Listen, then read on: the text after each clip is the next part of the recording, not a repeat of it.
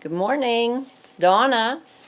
Today I wanted to discuss the subject of falling off, and that's something that none of us wants to think about. We don't want it to happen, but it's a fact. If we ride long enough, it's going to happen, okay? And probably when you least expect it. Might be on your favorite old horse out behind a barn, might be out on a trail ride, might be in a lesson, might be in a show, but the fact of the matter is, if you ride long enough, you're going to fall off. And it don't feel good, believe me. I've face planted enough and came off of enough horses to know that, yeah, it hurts. It's kind of scary. It's not something that you expect when you put your foot in that stirrup and get on the saddle that day. But the thing you have to realize is when you make that decision to ride a horse, you are participating in a dangerous sport, okay? Because horses are prey animals. Their instinct is to flee. They're flight animals. What they perceive as dangerous, probably not something we perceive as dangerous. They can change from moment to moment. Doesn't matter how broke they are, how many times you've rode them, how much experience you've got under your belt as a rider. Things happen. They are a living, breathing animal. You can't control their every thought and their every move, okay? The best we can do is to prepare ourselves to be a safe, balanced rider with an independent seat and wear our helmet, stay focused when we're on the horse, and do the best we can, okay? So, even though we've done all those things, there's always that risk that something's going to happen to spook the horse, or we're going to lose a little balance. Something's going to happen that at some point we're going to come off a horse, okay? It's just a given. I mean, that's kind of how it goes. And if someone says, oh, I've never come off a horse before, well, guess what? It's because they haven't rode a horse long enough, okay? I don't know anybody, professional or otherwise, that hasn't had a little slide off, some kind of coming off, okay? It just happens to the best of people. And if you think that it's not going to happen to you, I hope it don't. But the thing about it is, horses are not robots. You can't turn them on and off. They're not a four-wheeler with a kill switch, you know. When they get spooked or when you get unbalanced or something, self-preservation, breathe out, be calm. You know, if you hit the ground, yes, it's scary. Then you have a couple choices. If nothing's broke, you're not totally hurt, you know, do I get back on, or I just decide that this is too scary, this is not for me, okay? And I kind of equate riding to any other sport. There's always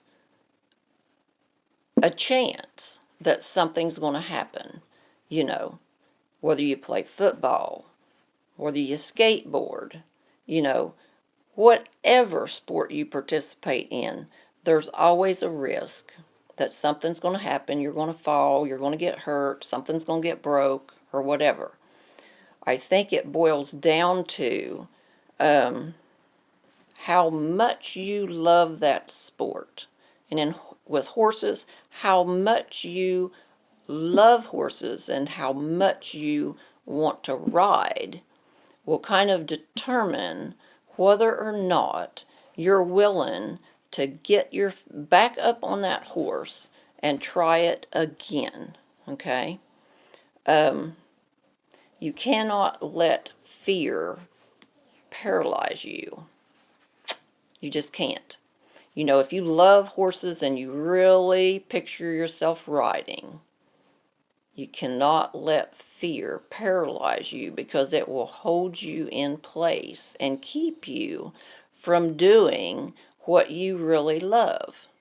So, whether that means getting right back on, or whether that means waiting a few days to kind of get your nerves settled before you get back on, whether it means changing to a different horse, whether it means not trotting, going back to walk, whether it means if it happened in canter and now you're kind of scared of the canter, go back, get your confidence back and walk and trot before you try the canter again. I mean, you have to kind of regroup, build back up, build your confidence back up enough to where you think, hey, I'm going to try this again, okay? And it happens to everybody that rides that's had an accident. You either let the fear paralyze you and keep you from doing what you want to do, or you have to reach deep down into yourself and find a way to conquer that fear, retrace your steps, rebuild your confidence, and go forward from there. But if we quit when things get hard, if we quit because we get scared, if we quit because someone says, oh, that's too tough, you better give that up, that could happen again, then we let the fear defeat us, okay? So I usually tell my riders, I'm going to be up front, okay? We're going to be as safe as possible. Take all the precautions that we need to be safe on the horse. So I want you to prepare yourself, though, and realize that it's not a matter of if it's going to happen. It's a matter of when it's going to happen. Don't matter how young you are. Don't matter how old you are. Probably going to happen if you ride long enough.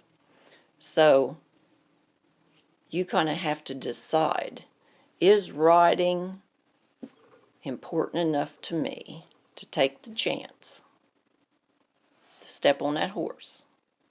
Is riding important enough to me that if I fall off this horse, is it important enough to me to try to get back on and rebuild my confidence and continue on? Okay? So I hope that this has gave you something to think about. And I also hope that if you have had a fall or a bad experience on a horse, and you really love that horse, and you really love riding, and you want to continue, then I also hope that you won't let the fear paralyze you to where you cannot get back on, rebuild your confidence, and continue with a sport that you love. So, hope that's helped today.